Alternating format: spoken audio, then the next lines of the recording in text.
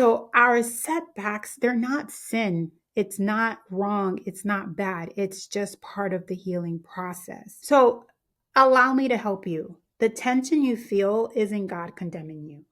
It's your body and soul trying to communicate something that it needs. Either it needs care, it needs comfort, it needs an intervention, it needs to talk to someone, it needs a diaphragmatic breath, it needs breathing, it needs grounding.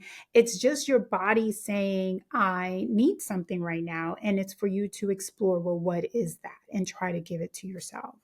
We've been conditioned by society, by family, by culture, even the therapeutic culture, I feel, to believe that anything that looks like a setback is a failure.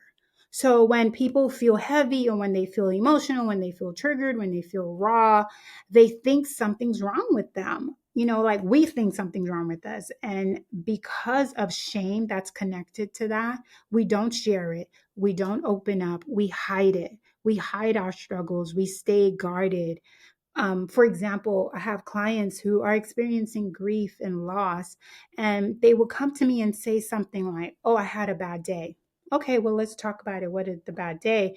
And they'll just talk about feeling their emotions, just crying, not being able to work, not being able to, they were getting the kids and they were emotional and they were crying. It was hard for them to get out of bed.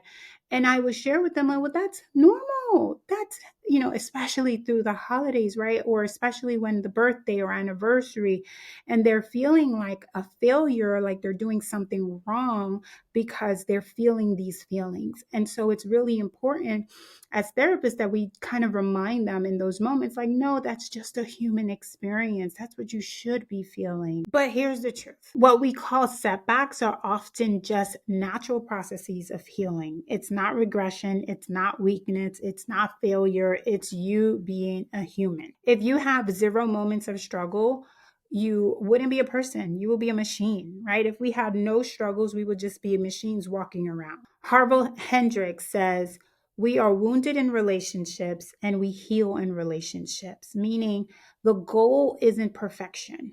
The goal is connection while you are imperfect.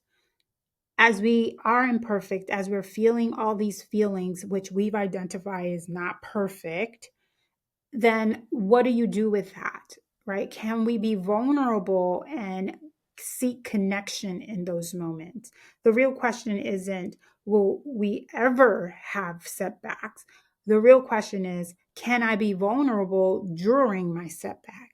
Can I talk to someone during my setback? Can I ask for help during my setbacks? Can I stay connected when old adaptations or old survival skills want to take over, right? Can I stay connected to somebody when I would rather shut down?